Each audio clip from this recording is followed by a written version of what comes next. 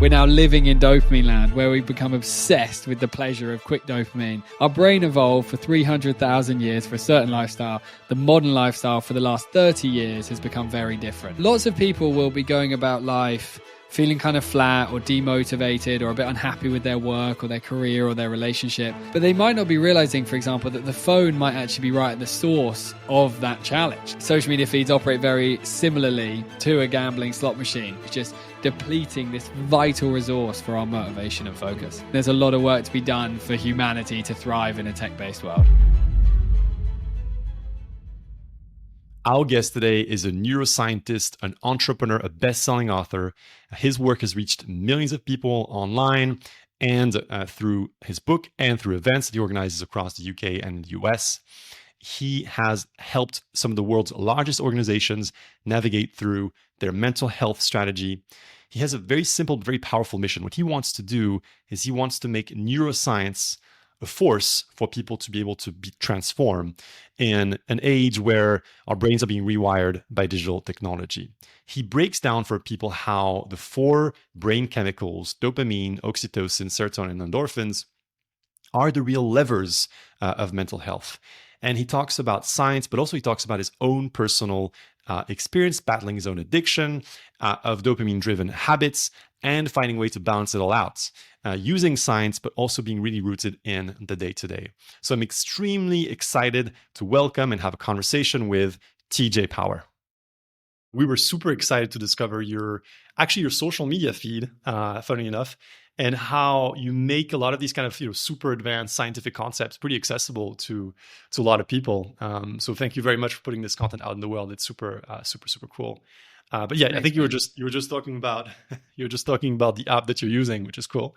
Yeah, I was using an app called OneSec and then recently converted to Opal, and I've set it up in this specific way where I can only open Instagram a specific amount of times per day. And for me, that really feels like the best approach to social media is significantly reducing the frequency in which we open it. I think when you go deep into the neurochemistry and how dopamine operates, I think infrequent usage of social media is the healthiest path you can take. So I've been loving that. Yeah, that's awesome. It's actually also the way I use it. And I found it super powerful. It's like every time you open it, you have to, ask yourself, like, is this worth one of my credits for today? I only have 5. Yeah. Like, am I going to use it right now or not? Yeah, because I've set it up with 3 opens a day, and it's like I've got to be pretty selective because that's aggressive. One of those opens is checking my content from the day before at 10 a.m. So that, and they're only 10-minute opens, so that'll take me 10 minutes maybe. One of them will be in the evening doing my post for that day going forward. So then I only get 1 consumption open. So I got to be pretty strategic. That's pretty impressive. And considering, by the way, I think you have now 800,000 followers on Instagram. So this is definitely a massive amount of work. So it's pretty impressive. I'm nowhere near that. But maybe just taking a step back, like, could you tell us a little bit more about your background and eventually like what led you to work on the topics that you're working on today, and also perhaps what led you to share these things on social media? I grew up as someone that had a variety of different kind of challenges in my brain. I had a very addictive personality from very young and struggled a lot with my attention and motivation, struggled a lot in school. And then around 17 years old, I discovered psychology and neuroscience and finally enjoyed learning about something for basically the first time in my life. Went to university to study it, got deeper and deeper into it, ended up lecturing at Exeter University and building my own kind of neuroscience of mindfulness module, all about kind of calming the nervous system and our focus and so on.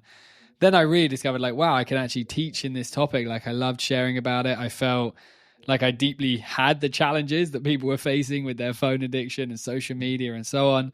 And then over the next few years, I began setting up Dose Lab, where we're researching our brain chemistry, started delivering a huge amount of live events. I've done just over 500 live events over the last few years, which has been a crazy experience. And everything has kind of been downstream. All the great opportunities to share has been downstream of deciding to post videos on social media. That kind of is like the top of the funnel way in which I connect with people. And I just think there's so many people like myself that find phones insanely addictive, and I so badly want to help them get towards a place that I've managed to get to over the years.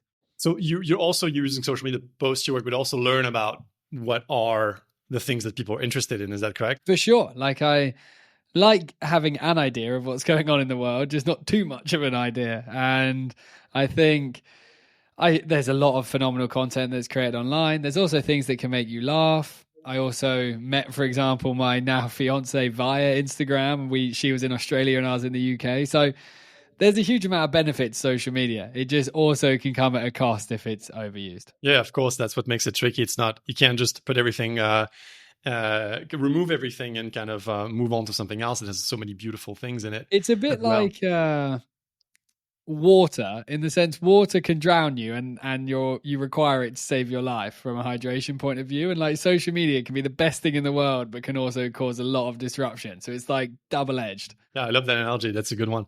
And so can you tell us a bit more about how, obviously you're the author of The Dose Effect, which is an amazing book in which you talk about the DOSE framework. And I'd love to hear a bit about like how you landed on this framework. I mean, firstly, it's the most ridiculously convenient acronym. I couldn't quite believe it. I was about 21, 22 years old and I was on a walk. And at this point in time, I was teaching deeply in the world of dopamine, serotonin, and oxytocin. That was the order in which I used to teach. And I knew a lot about endorphins, but it just hadn't been built into the framework I was delivering. And my dad used to occasionally say to me, why aren't you putting endorphins into your model? He said, I see people talking about endorphins on Twitter or something at the time he said this. Then I was on a walk one day and I had this realization that it spelled dose. And I thought, what the hell? That's so ridiculous that it spells dose. But I wasn't even that excited in the moment that I saw it, that I thought of it, because I just thought I'll come home from the walk. I didn't have my phone with me on the walk because I was doing the stuff that I recommend. I thought I'd go on the internet and there would be a book called Dose and a research lab called Dose and a company called Dose. And to my insane surprise, no one had really coined that term yet. That was about 5 years ago now. And I had seen already in the years of teaching I'd been delivering that the brain chemical route of teaching really seemed to connect for people. It provided a lot of clarity as to symptoms they're experiencing and solutions to their challenges. And once I saw it spelt dose, I really have gone all in for the last 5 years. Incredible. So can you walk us through a little bit of that brain chemistry? Of course, we'll keep more for the book, but what are those 4 chemicals and what do they actually do? Yeah, so the kind of underlying principle you want in your mind when you're understanding these brain chemicals is that these brain chemicals evolved over hundreds of thousands of years in our brain and body to help us survive and thrive as a species. The reason that's so important is to understand, why did we actually create these chemicals initially? Then how is the modern world disrupting them? You take something like dopamine.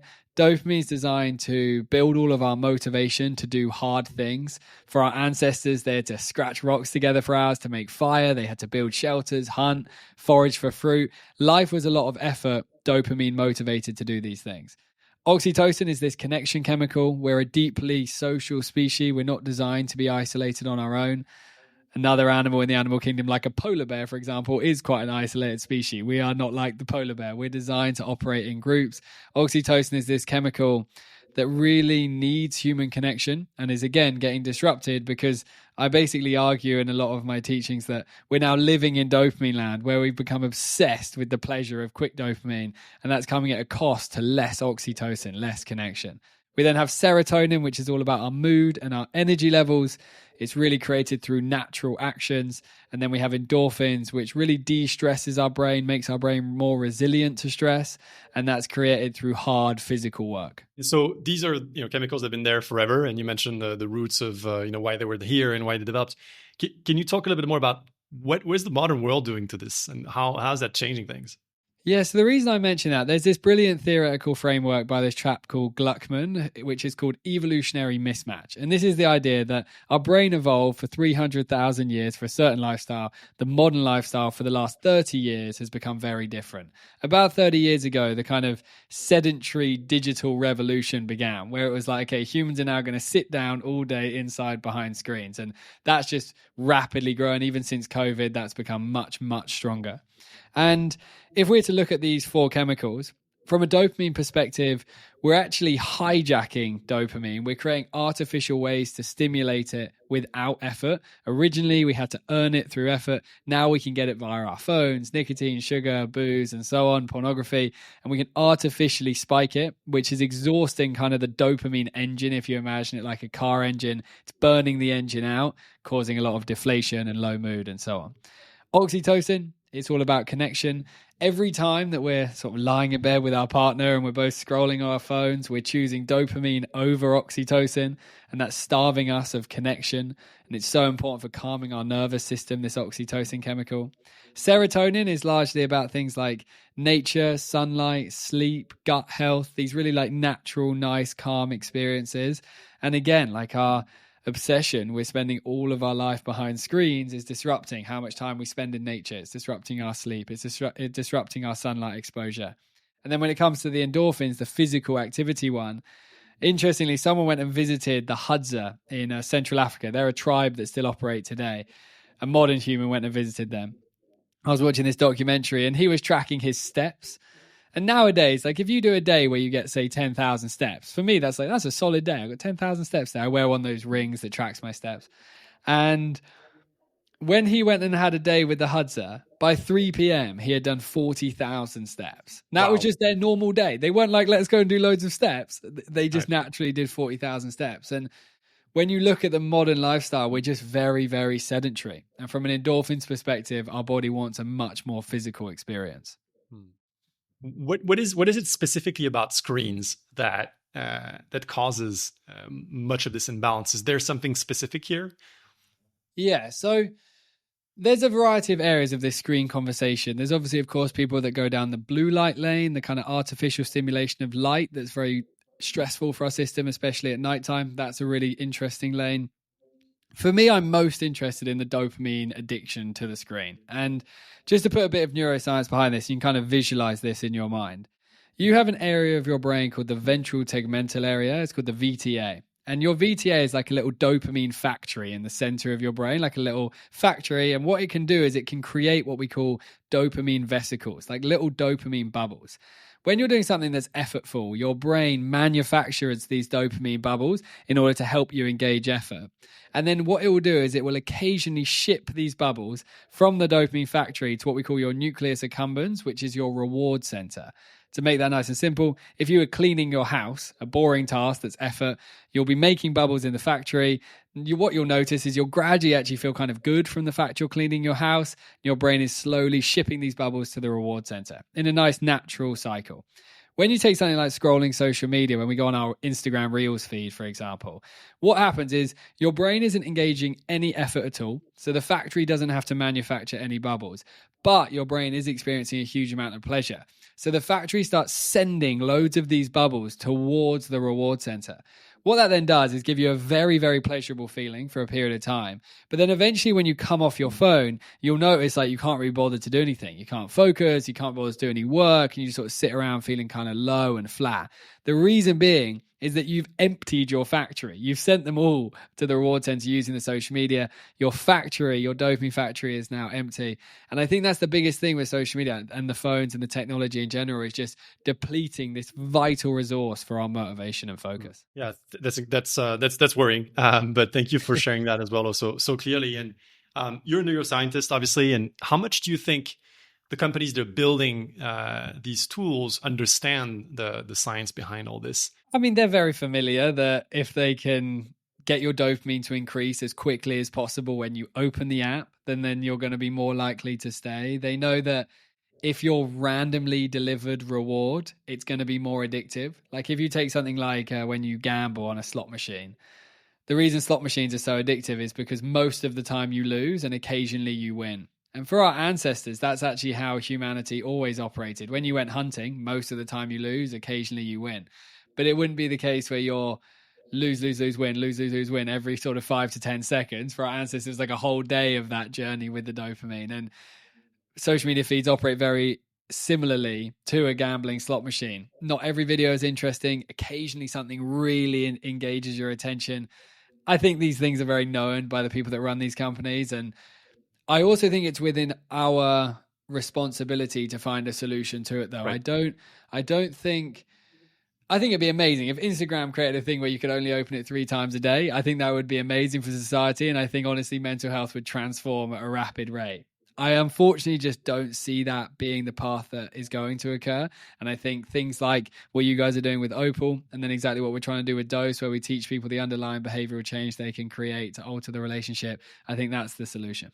You mentioned, of course, the framework, and we talked about this a little bit now, and the book that you published. And you touched upon the events that you organize. I'm super curious to, especially for the global audience here, because I know a lot of the events I think have been in the UK. What do these events look like, and who's attending, and how do they actually come together? Yeah, so these kind of my favorite bit of my whole working life, to be honest.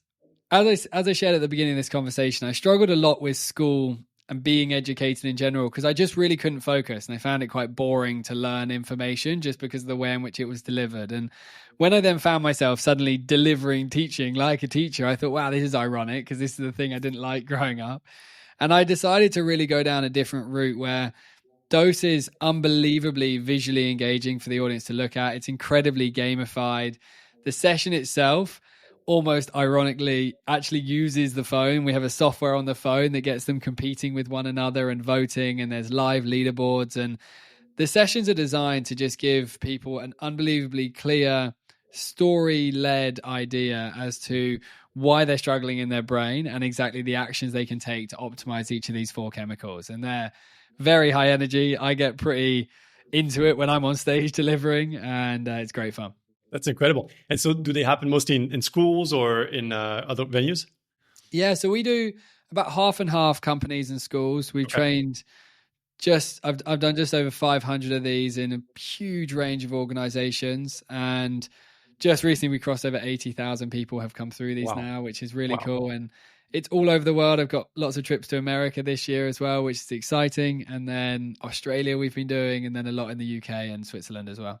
Oh, that's wonderful. That's wonderful. And so you mentioned that, when people get the fundamentals, they start to change. I'm super curious about this. I think something I've observed myself as well. You get educated on something, you start to kind of dig into it a little bit. You get aware, you understand it better, and then your behavior starts to change. Is that something that you're noticing with the people attending your events and reading your books? Is that right? Yeah, I think people, and this is where the conversation of the phone is so interesting. I think people have to really understand like what is actually occurring and what is a symptom of something in order to create change. Like lots of people will be going about life feeling kind of flat or demotivated or a bit unhappy with their work or their career or their relationship, but they might not be realizing, for example, that the phone might actually be right at the source of that challenge. Like the phone might be disrupting their mood from a dopamine perspective. It might be reducing how connected they are in their relationships.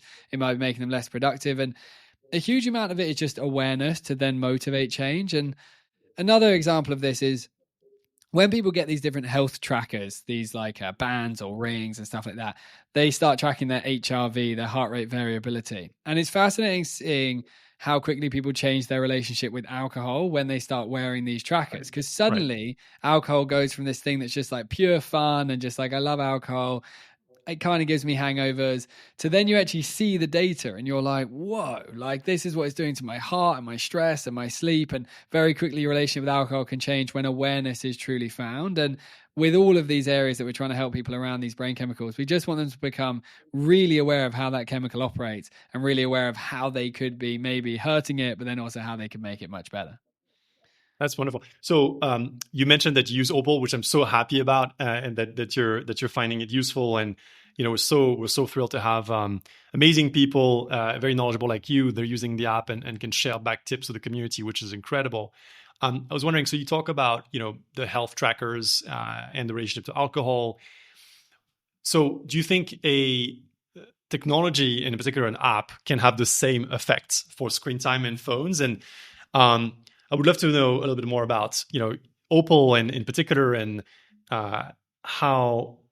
what you think it does well, even things that you might want to do better, or that you might want us to do better. Super curious about that. Yeah. So in a similar lane to Dose, the first thing I like is you've just gone very visual, very gamified, and like vibrant to engage with. So I think that's cool. And I like the way you've gone down this whole gem path route. I think it's really interesting. I think it's very simple to use, which is important. I think if these things are complicated to set up, you're just never going to bother. And there are certain screen time things I've tested, and I've just been like, I've got annoyed with setting it up, so I've given up too quickly. So I think that's great. I like the customizability of how to utilize it. Like I know there's a big range of ways in which you could block yourself from these apps. As I shared at the beginning, like my optimal way is just to have a certain amount of times I can open an app per day and for a certain period of time that it can open. And that's just nice and easy for my brain to understand. And it's just like, okay, so I know I get Instagram 3 times a day. That's all I'm going to get. And I just got to find a way to make that possible. And I think all of that is awesome. I think the only area I'd love to see some alteration, so some new things is Yeah. I think it would be fascinating if I was being asked, like maybe once every few days, to rate a few key kind of baseline scales around my motivation, maybe my mood, maybe my relationships, just like a few very simple ones that I can answer in like Right. 10 seconds. But I Right. would love to see a chart correlating those scores to my screen time. Screen Because time. what Yeah. I would likely expect to see is that my mood and my relationships and motivation is all a lot worse when my screen time goes up and vice Right. versa. And because I'm down that lane of research and analysis and stuff and creating awareness, I think that'd be quite a cool relationship to see between the data. Amazing. So we'll follow up offline on this. Might do it Yeah, that could together. be cool. That that's very cool. And this is something that I've also been super interested in. By the way, I do think that screen time, in a way, is an interesting proxy to understand a lot of things in people's lives. I think we're underutilizing in a way. It can be telling, maybe correlated, maybe causation of things like your mood and stress levels. And I think if combine, screen time with maybe, some declared surveys, but also we could link it to HRV or to health tracking. It'd be crazy if you linked it to HRV. Yeah, because like late night scrolling the phone is really screwing the HRV. And so there would be like relationships there that would be fascinating to discover. In our research, we're progressively with our lab looking further down this HRV route and then also screen time interconnected. So yeah, who knows what may happen. Okay, very cool, very cool. So lots to work on in the next few years for sure. And actually, speaking of which, so thank you for sharing this. How do you see mental health evolving in the next few years, in the say like 5 to 10 years? Are there particular trends that you're seeing? And perhaps it's something that is challenging, but also maybe positive things that you're seeing. Yeah, I think it's an interesting one because sadly, for change to occur, something has to get really bad to then motivate something to alter. Like even the term mental health really only took off in COVID. Like that's where, from my perspective, I was in this game before COVID. Then in COVID, suddenly that was a topic. And the reason it became a topic is because our mental health struggled a lot in COVID, which is a very sad occurrence. But sometimes you always have like bad is good, like a bad situation then creates a good outcome. And so I think there's a lot of awareness. I think for many people in the world, it then draws so much light to how can I approach my mental health in the best way that some people may end up with better mental health than ever before because they start thinking like, wow, so I've got to get my sleep right. I've got to socialize in the right way. I've got to get into good states of focus. I've got to get more sunlight and nature and so on. So I am optimistic by the fact that the attention towards the idea is going to motivate a lot of people towards a great space. That being said, my worry of how addictive these platforms are is very significant. Like when we're looking at the data of young people in schools with their TikTok and Snapchat, and it's a huge amount of time. We've seen screen times as high as 15, 16 hours a day. I'm sure, I don't know what kind of data you've seen at Opal. We've seen some high numbers.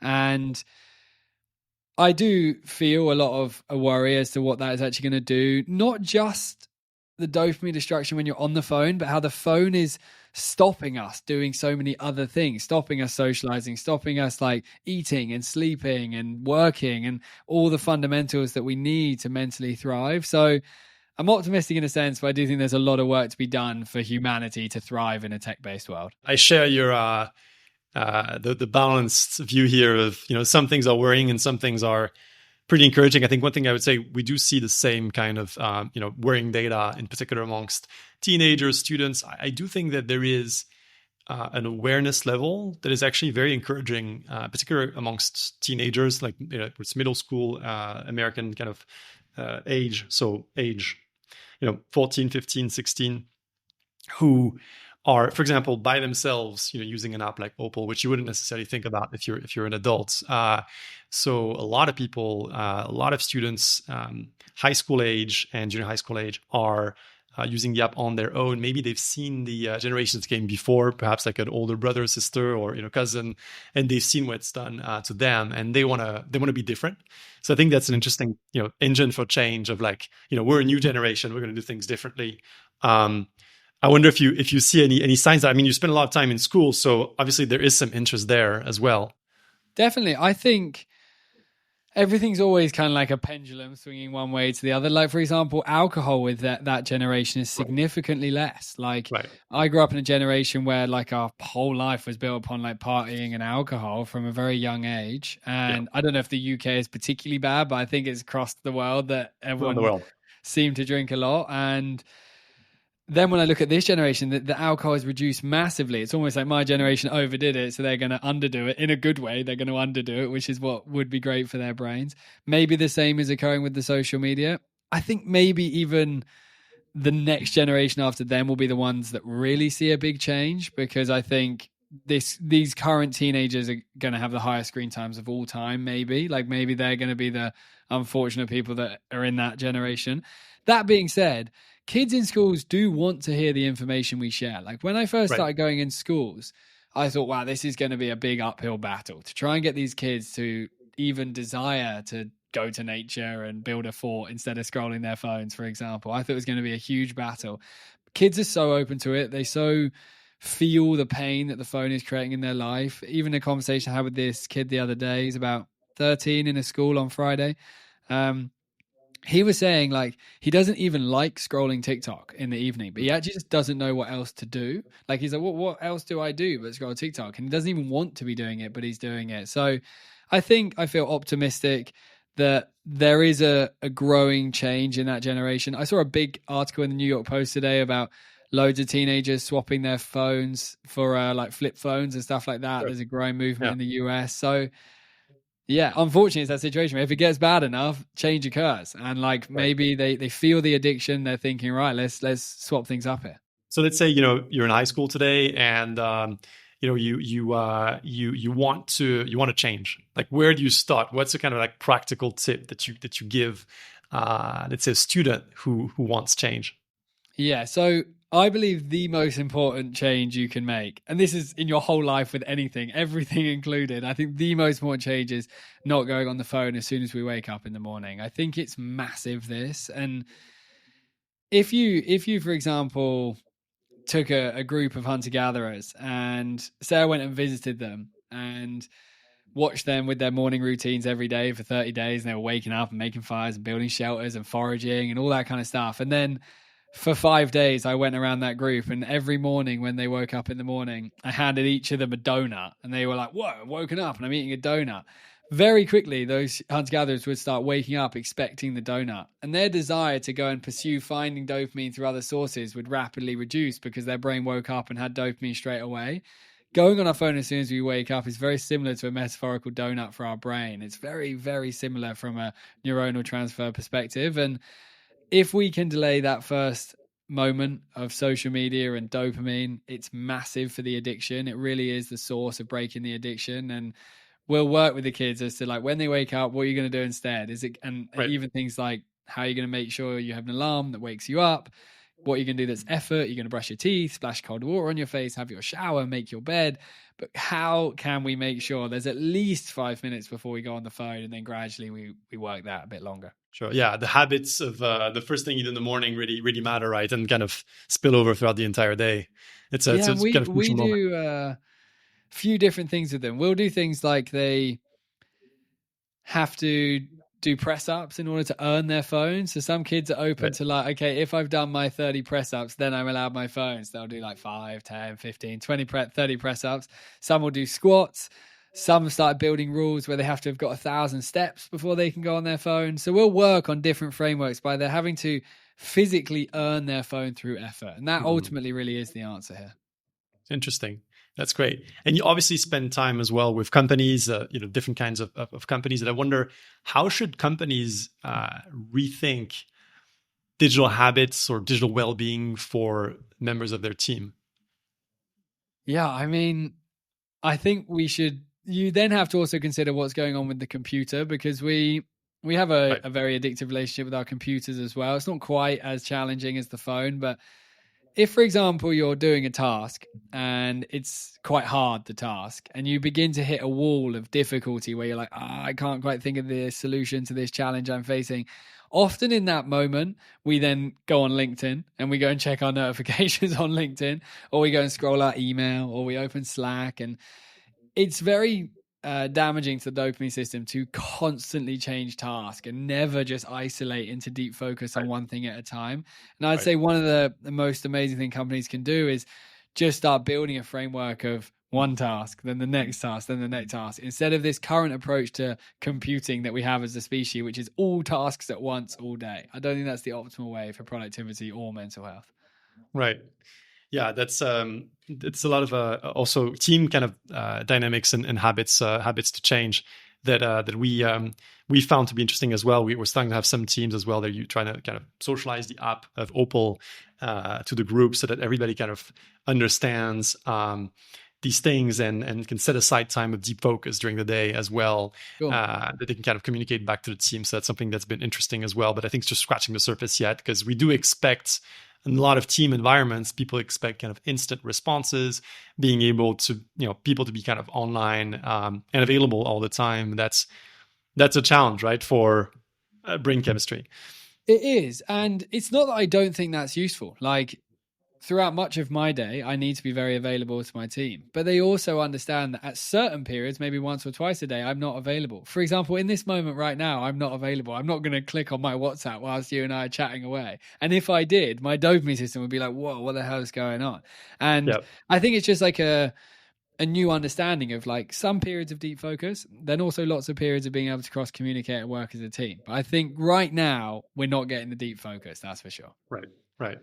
And one more question about nature. I think you talked about nature, going out, and this is something that I've kind of instinctively felt a lot. I personally grew up in a place surrounded by a lot of nature. I grew up in the Alps, and then kind of moved to the big city, Paris, New York. Ultra connected lifestyle, being in tech, and I found that this is something that I really miss, and that balance with being able to kind of be in nature, I find is always extremely helpful. To find the balance with connection as well. So I wonder if is there a relationship there? Is that just instinctive, or is there kind of some science to back that up? Yeah, I mean, there's a huge amount of science now to back this up. And from a really simple point of view, we spent 300,000 years out there walking around those forests, and we've not spent long in these digital environments. And the Japanese, particularly a chap called Ki Ling, who's a great scientist out in Japan, has really produced a lot of research as to what occurs from a brain chemistry point of view and a nervous system point of view when we spend time in these natural environments. Japan has had a lot of difficulty with mental health in the cities. They've got this term called karoshi, which is this overworked human that's exhausted and burnt out and struggling with depression and so on. And they invented this thing called Shinrin Yoku all the way back in 2008, which translates to forest bathing. The idea of just walking around forests as a treatment for an overstimulated mind. And the results really are phenomenal. You see a big shift specifically in serotonin when you're in natural environments. And there's this really interesting research that's come out recently that actually helps us to understand that dopamine and serotonin work on a kind of seesaw type mechanism, almost like an accelerator and a brake.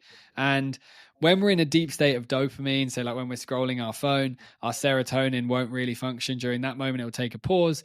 But if, on the other hand, we get really deep into a serotonin state out in nature, our dopamine will get a break. And currently in our kind of dopamine land society, we're never, ever fully activating serotonin and giving our dopamine a rest. Even in a natural environment. This morning I actually had a really good walk this morning. I had more time, so I had like 90 minutes out there. And every single person I walk past is scrolling their phone in the nature.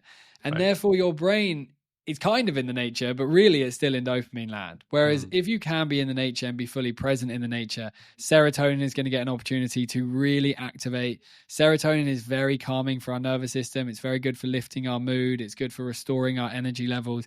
It's all the opposite stuff of the like hyperactivity sort of dopamine world. It's a much calmer world.